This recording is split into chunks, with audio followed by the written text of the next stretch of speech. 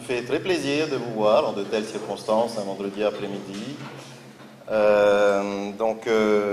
J'ai pas non plus ma langue dans ma poche, j'ai aussi ma franchise, parce que je trouve que l'administration là vient de faire l'objet d'une agression qui n'est pas justifiée, et nous ne sommes pas là pour justifier la politique menée depuis 50 ans, depuis les années 60. Effectivement, on essaie de faire bouger les choses. Après 1 an et demi de discussion avec les représentants du secteur de la périculture, nous avons élaboré ce projet de loi de pays, vous venez de le voir, qui, j'ai l'impression, n'a pas été bien compris de tout le monde. Donc l'objectif que nous avons, c'est avant tout, effectivement, de pouvoir savoir tous ensemble qu'est-ce qu'on produit chaque année en matière de périculture en Polynésie. Personne ne peut me donner le chiffre aujourd'hui de la production. Personne n'a ce chiffre de la production. Or, quand on fait du commerce, et on a quelques spécialistes en la matière là, avant de pouvoir bien vendre un produit, il faut savoir ce qu'on a à vendre.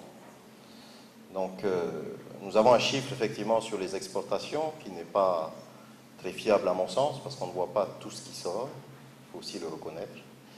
Et il y a une certaine désorganisation du secteur qui règne depuis le début, dans la périculture. Je ne suis pas là pour juger, je fais un constat.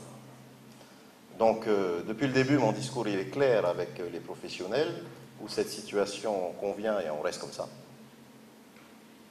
Et puis voilà, on a plein de sujets où les professionnels souhaitent pouvoir évoluer, avancer, et je me suis fait, puisque la réponse a été oui, donc nous avons constitué une équipe pour travailler sur cette réforme. Cette réforme va venir proposer de nouveaux axes de travail, c'est vrai. Elle peut surprendre, elle peut inquiéter, mais elle ne prétend pas régler non plus tous les problèmes de la périculture, parce que beaucoup de problèmes sont liés au comportement des uns et des autres. Et la loi ne va pas venir changer les comportements. Pas dans une démocratie. Il y a d'autres systèmes qui permettent par la loi de changer les comportements, mais ce n'est pas le nôtre. Voilà. Il y a des dictatures éclairées, mais ce n'est pas le choix sociétal que nous avons. Donc, nous avons fait ce projet, effectivement, non pas pour favoriser les gros contre les petits, comme j'ai pu le lire ou l'entendre encore là, mais pour faire en sorte, effectivement, que nous puissions tous travailler ensemble, mais surtout qu'il y ait, et je le comprends, à l'échelle de chaque atoll, désormais, une concertation. Parce qu'aujourd'hui, les uns et les autres ne se parlent pas. Et effectivement, on a ces comportements des ONA, dont on parle aussi souvent, mais pas uniquement eux, qui peuvent à un moment venir ouvrir des exploitations, puis s'en aller, revenir, et au gré effectivement de leurs activités, laisser parfois des zones en friche avec des dégâts dans le lagon qui sont considérables. Mais il y a aussi des petits qui, par la force des choses, n'ont pas pu passer l'étape de la crise avec la chute de la perle, mais qui n'ont pas non plus nettoyé leur ferme, qui ont tout laissé aussi dans le lagon. Donc les comportements, on en a partout, je crois, quelle que soit la taille. Encore une fois, je ne juge pas, je constate. Les comités de gestion qu'on va mettre en place, l'objectif, c'est justement de faire en sorte que, je ne dis pas que tout le monde soit d'accord, ça c'est impossible. Ça, ça fait 2 fois que je suis ministre de la périculture, mais tout le monde d'accord, c'est impossible. Par contre, faire en sorte qu'on se parle à l'échelle de chaque lagon, je dis bien chaque lagon, pour qu'il y ait annuellement des discussions qui soient engagées sur la qualité du lagon, sur la protection du lagon. C'est la première fois qu'on introduit, c'est pour ça que je trouve que ce procès est injuste, c'est la première fois qu'on introduit la protection de l'environnement de manière aussi forte sur des questions de production. Il y a déjà une réglementation qui prévoit un certain nombre de choses, mais elle n'est pas respectée aujourd'hui. Et ce n'est pas l'administration qui ne la respecte pas, ce sont les professionnels. Il y a déjà des quotas aujourd'hui. Ça s'appelle 12 000 nacres greffés à l'hectare. Ça existe. Mais personne ne respecte ça. Ou en tout cas, tout le monde ne le respecte pas. Donc, ne faisons pas dire à cette loi ce qu'elle ne dit pas. Elle ne dit pas plus que ce qui existe déjà. Par contre, elle organise la concertation. Elle fait en sorte que, dorénavant, à l'échelle d'un atoll,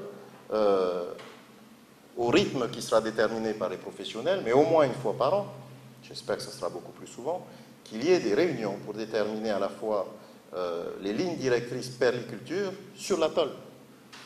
Je pense que ces réunions permettront aussi de pointer du doigt ceux qui sont déviants et qui ne respectent pas les réglementations. C'est-à-dire qu'on est en train de créer finalement un autre pouvoir, qui est celui de ces comités de gestion, en plus de celui de l'administration qui est à traiter. On ne pourra pas payer un fonctionnaire pour venir contrôler tout le monde sur toutes les exploitations, ça n'a pas de sens. Je n'ai pas envie de mettre l'argent public pour ça. L'argent public, il doit être dégagé pour pouvoir aider, c'est vrai, à la protection des lagons, au nettoyage aussi, parce que malheureusement, il y a eu tellement de dégâts de fait, partout. On parle de Takaroa parce que c'est le plus évident, mais partout. Les stations qui sont laissées au fond du lagon, en pensant que la mer va les entraîner au large, les ruines des fermes qui sont laissées, mais en même temps, on peut le comprendre, quand on a fait faillite, on n'a plus d'argent pour enlever ces fermes. Enfin, tout ça, aujourd'hui, on le constate. Donc, il ne s'agit pas de faire le procès des 30 dernières années. Mais qu'est-ce qu'on fait? Une fois qu'on a dit c'est pas bien, on fait quoi? On peut ne rien faire ou on essaie d'agir. C'est ce qu'on a essayé de faire. Donc, ces comités de gestion vont réunir à la fois le Tavana et puis les professionnels. Et donc, en fonction du besoin et de l'appel du comité de gestion, nous pourrons envoyer des experts, qu'ils soient de la DRMM, de l'environnement, pour faire en sorte qu'à l'échelle locale, il y ait une vraie prise de conscience et une vraie gestion du lagon, des ressources, et pas que de la perle d'ailleurs, parce qu'on souhaite que ce soit bien une gestion globale, parce qu'il y a des activités différentes. On sait qu'il y a la pêche, il y a le tourisme, il y a tout un tas, il y a les prestataires, les transporteurs qui interviennent sur le lagon. Ça, c'est un premier élément. Chaque comité de gestion pourra avoir un représentant au sein du Conseil de la perliculture, qui est aussi une nouveauté. Au Conseil de la perliculture pourront siéger donc les représentants des professionnels de tous nos atolls perlicoles. Ça ne va pas simplement être un conseil à 6 personnes qui vont décider pour tout le monde. C'est ça aussi une nouveauté. Chaque atoll sera représenté. C'est quand même une innovation. Et c'est au Conseil de la perliculture, c'est inscrit en dur dans la loi de pays, que seront discutées toutes nouvelles orientations réglementaires, toutes nouvelles en matière d'organisation, toutes nouvelles orientations en matière de protection de l'environnement. Les quotas également seront discutés avec les professionnels et le Conseil formulera un avis sur ces quotas, qui sera donc l'expression du monde de la perliculture. Et nous ferons aussi un bilan des lagons, un bilan des recherches, c'est vrai, pour qu'il y ait plus de vulgarisation, qu'il y ait davantage de transmission professionnelle du résultat des recherches, qu'il soit pour mesurer comment dire, le taux de pollution ou de santé du lagon, mais qu'il soit aussi pour améliorer, parce qu'il y a beaucoup de recherches, on vous en a parlé pendant ce forum, pour améliorer la qualité de la perle, améliorer la compétitivité, c'est-à-dire moins gâcher des nacres, effectivement, par des techniques qui sont développées grâce au partenariat avec l'IFREMER, essayer de produire mieux. Il y a le programme d'écloserie également qui pourra voir le jour, avec l'écloserie plutôt pour les greffons, on est d'accord. Il faut aussi laisser du boulot pour nos petits dans les îles qui vivent de ces éclosiers de nacre. On a pris en compte ça. Donc ce conseil de la perliculture va devenir un organe incontournable où tous les professionnels dorénavant pourront s'exprimer. Je crois que ça c'est important aussi, parce que sinon, à chaque fois qu'on change de ministre de la perliculture, à chaque fois on change aussi d'orientation, on change d'avis. Et j'ai souhaité vraiment personnellement mettre en place ce conseil parce que ça vous donnera, je pense, au-delà de ma personne, ça donnera de la stabilité aux réflexions qui ont lieu sur la perliculture. Et donc ça, c'est un de mes vœux les plus chers parce que pour avoir tenté une réforme en 2009 et quand je vois ce que la maison de la perle que nous avions tous voulu mettre en place est devenue après, je comprends qu'on l'ait supprimé parce que ce n'est pas ce qu'on avait souhaité à l'époque. Donc pour éviter ça, le conseil de la perliculture maintenant va être incontournable. Et autre mesure qui est prise et qui viendra se présenter devant le Conseil de la perliculture, qui à mon avis va vous intéresser, c'est aussi l'utilisation de la taxe sur l'export de la perle, le DSPE. Aujourd'hui, vous ne savez pas ce qu'on en fait. 52 millions sont mis sur la promotion, mais la recette du DSPE, c'est à peu près 400 millions. Alors c'est normal que le secteur contribue, comme toutes les activités, aux routes, aux aéroports, aux quais, etc. Mais il est important quand même que vous sachiez ce qu'on fait de cette recette. Et c'est pour ça aussi que j'ai souhaité, et c'est inscrit en dur, que dorénavant, chaque année, le gouvernement viendra faire un bilan de l'utilisation du DSPE qui est prélevé sur la perle. De manière à aussi pouvoir dégager des fonds pour nettoyer les lagons. Dégager des fonds pour venir, pas à chaque fois nettoyer, mais aussi prévoir et prévenir. Hein. Donc sachez aussi que sur le plan environnemental, donc cette loi, elle sera justement beaucoup plus stricte. Qu'on soit gros, petit ou moyen, il faut protéger notre environnement. Et vous pouvez compter sur moi pour que les sanctions en matière de protection de l'environnement soient prises. Il n'y aura pas de dérogation possible sur la protection de l'environnement. Je serai en tout cas intraitable sur le sujet, parce que c'est notre richesse à tous, c'est tout ce que nous avons chez nous, entièrement d'accord. On n'a pas de pétrole, heureusement, parce que nos îles sont tellement belles qu'on viendrait gâcher nos îles avec un gisement de pétrole. Mais notre cadre naturel, et c'est ce que nous ont légué nos ancêtres, effectivement, doit le rester pour les générations futures. Donc ça, nous serons intraitables là-dessus. Alors, est-ce que les quotas vont davantage privilégier les gros que les petits? Non. Non, parce qu'aujourd'hui, il y a encore une fois déjà ces quotas. Il y a un nombre de nacres maximum à greffer par hectare. On vient juste pouvoir organiser, au moment des récoltes, qu'on puisse savoir qu'est-ce qui a été récolté chez nous. C'est ça qu'on souhaite. On ne va pas restreindre plus les petits que les gros. Et j'ai même envie de vous dire que certains gros risquent d'être plus lésés que les petits. Pourquoi? Parce que nous avons mis une disposition qui va prévoir que lorsque les lagons sont occupés mais ne sont pas exploités, il faut les rendre à la collectivité pour que d'autres puissent ouvrir leurs fermes. Parce qu'un certain nombre aujourd'hui, on contrôle une grande majorité des lagons mais sans les exploiter. Alors certains nous disent, oui, mais c'est parce qu'on fait de la prévention, de la protection de l'environnement. Ça, c'est le rôle du pays.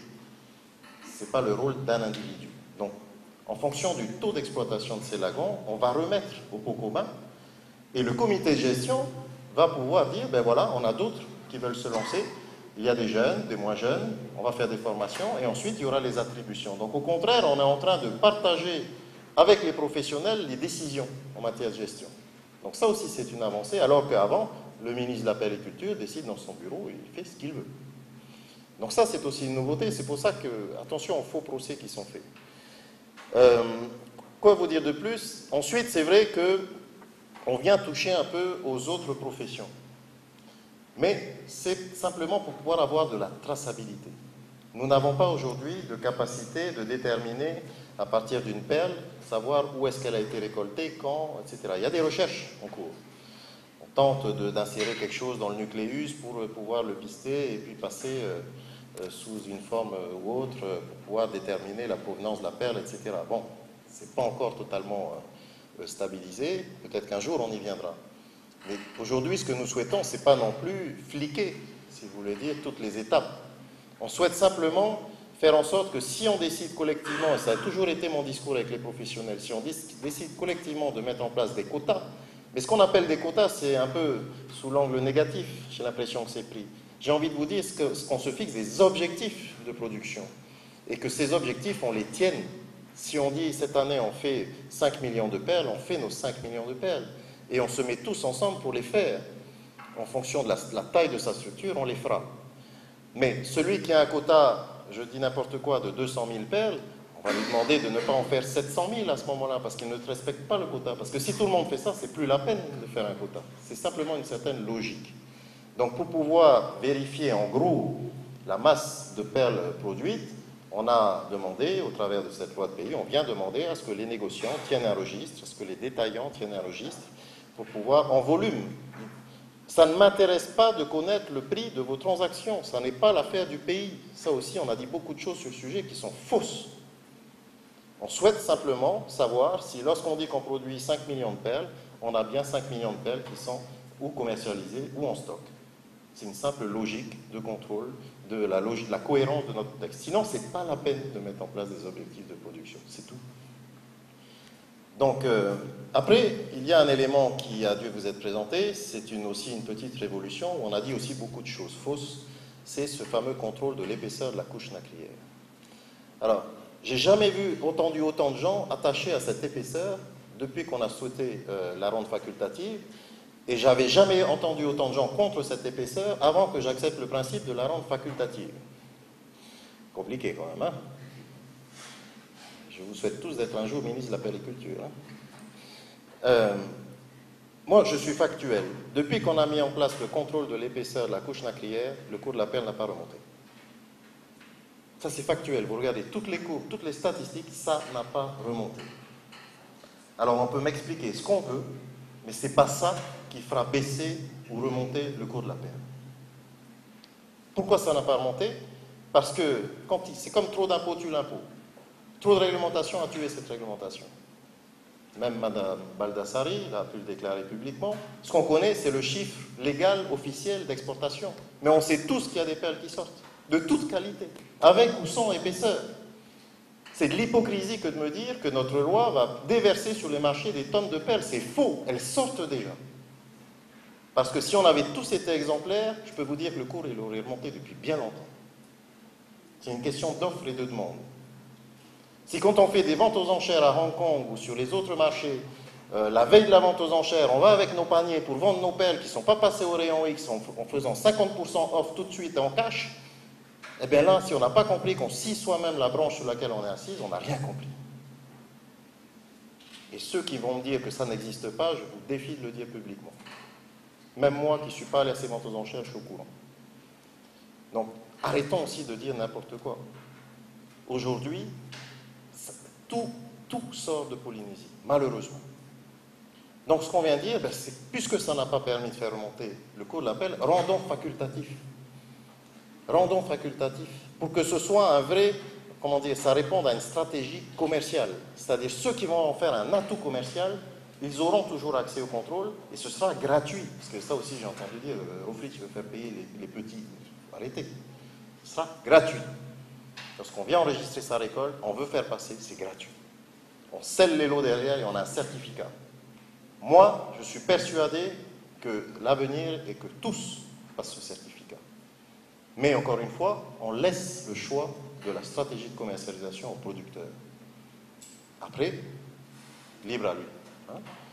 Parce que je prends souvent cette image du vin, alors ça plaît ou ça ne plaît pas, mais je pense qu'il y a un marché pour chaque produit perlier.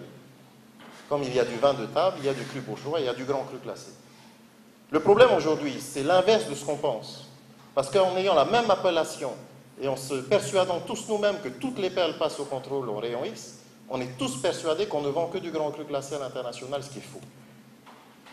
Ce qui fait que quand les acheteurs se rendent compte qu'ils n'ont pas, ils ont pensé acheter du grand cru classé, mais en fait ils ont eu du vin de table, je peux vous dire que la deuxième fois où ils viennent, ils coupent à la baisse les prix, effectivement, où ils n'ont plus le même rapport au produit. Aujourd'hui. Donc le mot-clé aussi de cette loi, c'est justement la différenciation. C'est de dire que ceux qui choisissent, au contraire, de faire vraiment le jeu de l'épaisseur de couche naclière puissent se différencier sur ce marché où le reste sera considéré, donc du coup, comme potentiellement sans épaisseur de couche naclière, si c'est le critère retenu par l'acheteur, ce qui n'est pas forcément le cas en fonction du circuit de commercialisation et du marché auquel on s'adresse. Ce n'est pas à vous que je vais apprendre ça. Donc, je crois au contraire que cette réforme va permettre, de donner un peu plus de liberté commerciale. Je ne vois pas pourquoi c'est au pays de décider ce qui est vendable ou ce qui n'est pas vendable. C'est à l'acheteur de décider ce qu'il achète ou ce qu'il n'achète pas, à mon avis. Ensuite, et la loi de pays le prévoit, c'est qu'on puisse renvoyer vers les professionnels, après, la définition d'autres critères de qualité, et pourquoi pas, j'espère un jour, des appellations d'origine géographique, de manière à ce qu'on puisse avoir non pas que la perle de Tahiti, qui n'est même pas produite à Tahiti, mais qu'on ait un jour la perle de Rikitea, la perle de Raroya ou la perle de Takoumé. Si c'est un argument commercial qui répond à une attente du marché, pourquoi pas? Comme on a du Saint-Julien, du Saint-Émilion ou du Pierre-Marcel. Et je ne dénigre pas le Pierre-Marcel, il y a un marché aussi pour le Pierre-Marcel. Mais on ne peut pas vendre du Pierre-Marcel en disant que c'est un grand cru classé. Et vice-versa non plus. Enfin, en général, dans l'autre sens, on ne le fait pas trop. C'est ça l'objectif de la réforme. Voilà. Alors c'est vrai qu'on va changer quelques habitudes et le changement fait toujours peur. Mais en même temps, j'ai envie de vous dire, on n'a jamais essayé. Et depuis tant d'années, la perle, elle chute, elle chute, elle chute. Ça fragilise les petits. Ce qui fragilise les petits, ce n'est pas la réglementation, c'est la chute de ce cours. Donc il faut qu'on arrive effectivement à faire remonter ce cours. C'est ça notre objectif. Ce n'est pas d'embêter les gens et à protéger notre environnement. Il faut arrêter de saccager les lagons. Il faut arrêter de faire n'importe quoi. Il faut arrêter effectivement de venir piller les lagons. Sur cet élément-là, dans le quota de production, ça a dû vous être expliqué, on a mis en place des facteurs qui vont donner, un peu comme pour les assurances, des bonus ou des malus, pour répondre un peu à cette appréciation sur les ONA. Eh bien, quand un investisseur extérieur à l'île va venir, s'il embauche davantage de salariés de l'île, il aura un bonus. Et je peux vous dire que j'espère que ça va encourager à embaucher les salariés de l'île. Celui, par contre, qui saccage l'environnement, il aura un malus. Il pourra produire moins. Ça n'existait pas avant. Et on a introduit cette notion-là. Et je peux vous dire que comme ça sera devant tout le comité de gestion, il n'y aura pas de passe-droit. Parce que tout le monde va savoir, en fait, qui a obtenu finalement un malus ou un bonus. Et c'est ça aussi l'idée, c'est que si on arrive à si on veut avoir une gestion collective, il faut qu'on responsabilise tout le monde, mais il faut accepter la transparence aussi. Et je crois que c'est à ce prix-là qu'on va protéger nos lagons. et non plus dans des discussions comme ça, au titre. Donc c'est ça qu'on vient mettre dans la loi. Donc responsabilisation, comment dire, gestion décentralisée, on vient finalement partager des pouvoirs de décision, parce que quand un ministre finalement prend des décisions, c'est pas lui qui vide ce produit, hein, que ce soit moi ou quelqu'un d'autre. Et d'ailleurs, il faut éviter d'avoir un ministre de la perliculture, vous avez vu ce que ça peut donner des fois par le passé. Il faut par contre que les professionnels, effectivement, soient aussi tous solidaires des décisions que l'on prend, parce qu'elles ne sont pas prises pour nous, c'est avant tout pour l'ensemble du secteur. Donc voilà un peu l'esprit de cette loi, qui sera bientôt soumise à l'Assemblée. Le CESC a rendu, je voulais saluer nos représentants du CESC, notre président qui sont là, un avis favorable à l'unanimité. Nous aurons un débat à l'Assemblée bientôt, donc on verra aussi ce que nos élus en pensent. Mais de grâce, il ne faut pas politiser ce débat. Moi, j'ai souhaité ne pas politiser ce débat. Ce n'est pas la loi de Roflich, ça doit être la loi de la perliculture. Moi, je n'ai pas besoin de mettre mon nom sur un truc pour que ça marche, ou que ça ne marche pas d'ailleurs. Ce n'est pas mon propos. Je n'ai pas encore l'âge de vouloir marquer le temps. D'autres ont un âge où ils veulent à tout prix marquer le temps, pas moi. J'ai envie, par contre, de vivre encore de nombreuses années dans mon pays, et je n'ai pas envie que dans 10 ans, on me dise « T'as vu ta loi, ça a foutu le bordel et ça n'a pas marché ». Ben oui, je suis tout aussi solidaire, sans être dans la perliculture, que tous les professionnels qui sont dans le secteur. Je n'ai pas envie qu'on me jette des cailloux dans la rue. Donc, on n'essaie pas de faire n'importe quoi, on essaie de trouver des solutions, quitte à innover pour faire en sorte que, voilà, on essaye ce qu'on n'a pas tenté, parce que ça ne marche pas, toutes les réformes qui ont été menées n'ont pas marché. Et puis, bien entendu, c'est cet axe, effectivement, de vulgarisation. Aussi, je pense qu'on va développer les systèmes de mesure d'état de santé du lagon. Il y a une sonde là qui va être déployée à Takaroa. Mais l'idée, c'est pas simplement de venir là où ça a été gâché, c'est de venir en prévention partout. Donc, on est en train d'étudier des systèmes et je souhaite que pour l'année prochaine, on puisse pouvoir déployer en prévention sur tous nos lagons, en tout cas où il y a de la perliculture, des sondes multicritères qui permettent en temps réel, et les données seront communiquées au comité de gestion et à tous ceux qui vivent sur l'île, il n'y a pas de souci, pour faire en sorte qu'on vérifie l'état de santé ou de pollution du lagon et qu'on réagisse en amont plutôt que d'attendre qu'il y ait une catastrophe comme à chaque fois. Donc ça, vous avez votre premier partenaire, c'est l'ADRMM qui déjà a mené beaucoup d'études là-dessus, et je crois qu'à l'ADRMM, ils sont contents parce qu'on va pouvoir concrétiser un certain nombre de choses qu'ils ont imaginées. C'est pas moi qui ai imaginé tout ça, hein. Il y a des équipes dans l'administration pour ça. Voilà, donc cette loi, elle est importante, surtout pour nous tous. Il y aura très certainement encore des précisions à amener dans le cadre des arrêtés qu'on prendra en Conseil des ministres, qui vont préciser des éléments qui ne sont pas dans la loi. Mais il faut qu'on ait voté la loi pour constituer le Conseil de la perliculture. Et dans le Conseil de la perliculture, toutes les professions seront représentées. Et les arrêtés, avant de les prendre en Conseil des ministres, je les soumettrai au Conseil de la perliculture. Pour que dans le détail, c'est un engagement que j'ai pris pendant toute cette année de discussion, dans le détail, on puisse venir voir, que ce soit avec les négociants, avec les bijoutiers détaillants, avec les artisans, qu'on puisse bien entendu voir le détail de ces mesures. Ce n'est pas pour vous embêter qu'on fait tout ça, c'est pour essayer qu'il y ait une cohérence dans cette loi globalement, mais mon propos n'est pas d'essayer d'empêcher quelques maillons que ce soit de la chaîne de pouvoir travailler. Ce n'est pas du tout ça. Donc faites attention à ceux qui politisent le débat pour venir en fait servir d'autres dessins que celui que je mène depuis 1 an et demi. Si j'avais voulu faire de la politique, j'aurais sorti cette loi en 4 mois et j'aurais dit je suis le champion du monde, c'est moi qui ai raison et pas vous. C'est pas ce que j'ai fait. Ça fait 1 an et demi qu'on discute dans tout le détail. Il y a certainement des imperfections encore une fois. On a encore l'Assemblée pour pouvoir corriger si on en a relevé qu'on n'aurait pas vu. Je pense qu'on a quand même pas mal discuté sur le sujet. Et puis les arrêtés, encore une fois, pour ceux qui ont peur des arrêtés qui seront pris en conseil, ils seront présentés au Conseil de la perliculture. Donc moi, j'ai rien à cacher et nous avons tous tout à gagner, à mon avis. Si l'appel remonte, je crois que tous les maillons de la chaîne remonteront aussi. Vous avez tous passé, pour les professionnels qui sont là, des périodes très difficiles, avec, pour ceux qui étaient en monoproduit, un effondrement de secours qui a été très dur. J'en suis conscient et sachez que tout ce qu'on mène, c'est pour que ça remonte, pas pour faire plaisir au ministre.